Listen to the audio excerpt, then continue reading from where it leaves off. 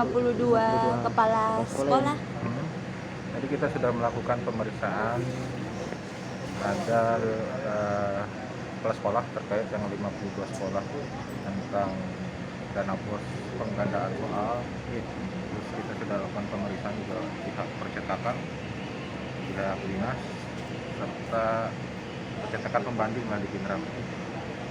Itu memang ada kesalahan, kita indikasikan ada, karena di Permendikbud sendiri harus memberikan keleluasaan penuh kepada pihak sekolah untuk menentukan soal.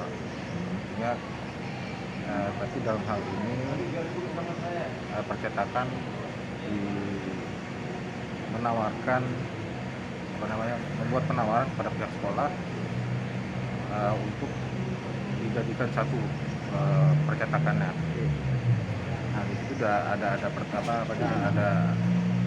pertentangan sendiri, karena akhirnya pihak sekolah sepakat dengan bukan tapi dengan minta petunjuk dari dinas untuk dipertemukan. Nah, dinas mempertemukan dengan pihak sekolah, sehingga disitulah tercapai kesepakatan mereka akan mencetak di perusahaan media Infocom Kabupaten Goa dengan budget 24.000 per siswa, sebanyak 14.000 sekian siswa. Itu sekolah apa saja? SMP. Itu 300 sekian dengan 24.000 itu satu eksemplar dengan ada 8 mata pelajaran. Satu eksemplar. Setelah kita lakukan pemeriksaan, pertama ada kesalahan prosedural, kedua ada selisih harga antara yang ditetapkan 24.000 dengan harga yang di Pinrang ini.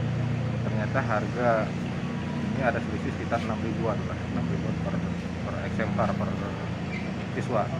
Nah, itulah yang kita akumulasikan sebagai kerugian. Akhirnya kita lihat, karena kita diperintahkan selain kita melakukan penanganan para acuan pada pedoman pada peraturan perundang-undangan, juga kita melakukan hati nurani.